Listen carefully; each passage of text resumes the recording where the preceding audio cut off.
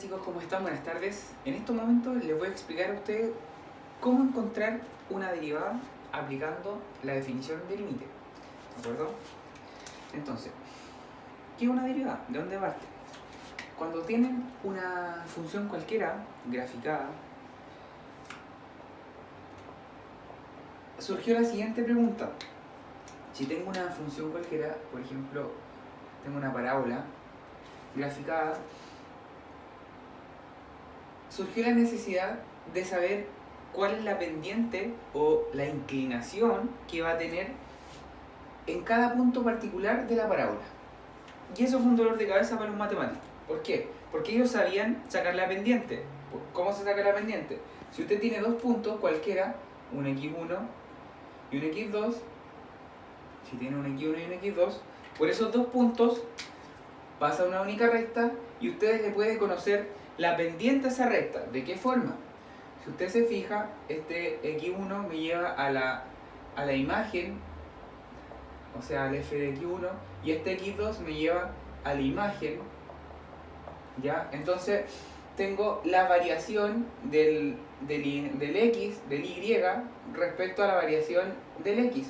Entonces, usted sabe que la pendiente entre dos puntos es la resta. Si acá tengo el punto x1, f de x1, acá tengo un punto, ese punto es el x1, f de x1, y tengo otro punto que es el x2, f de x2, tengo ese otro punto.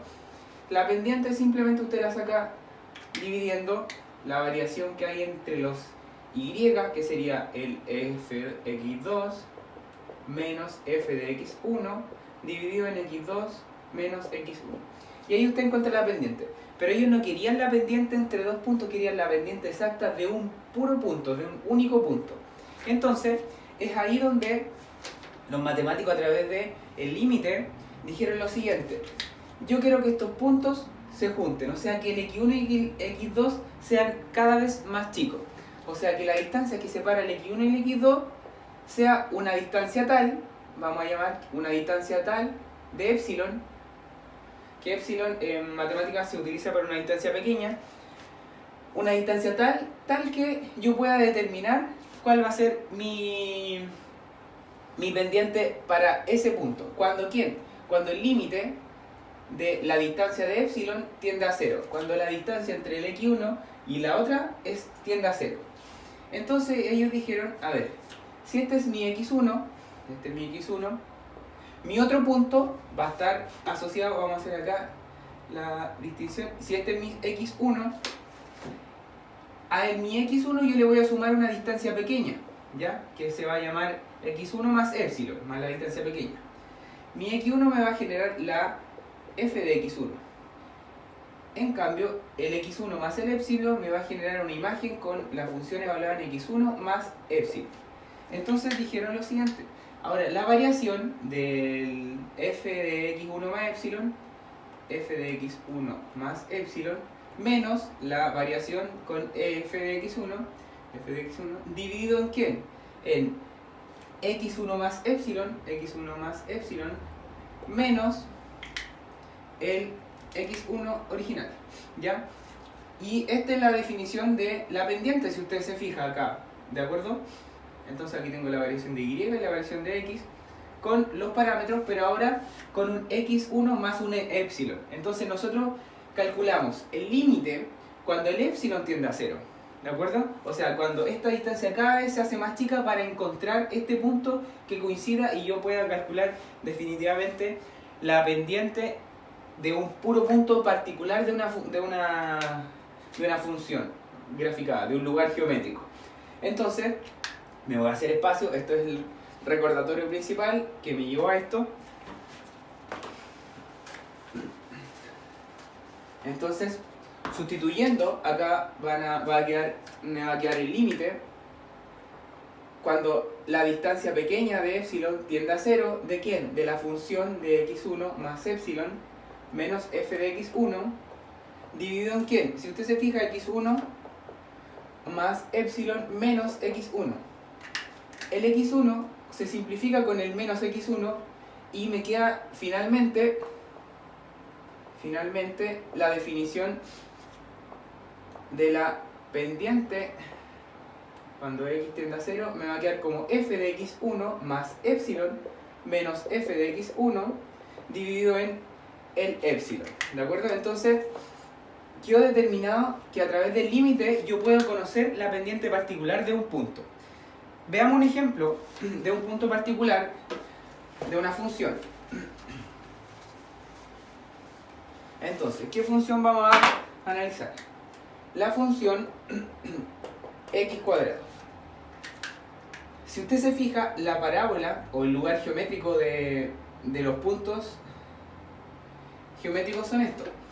Si usted se fija y dice, a ver, tengo mi f de x1, aquí tengo mi x1, y acá tengo una distancia x1 más un epsilon. x1 me va a generar, ¿qué parte de la función evaluada en x1? F de x1 me va a generar, cambio el x1, me va a quedar x1 al cuadrado. ¿Y cuál es la imagen de x1 más epsilon? F de x1 más epsilon, x1 más epsilon.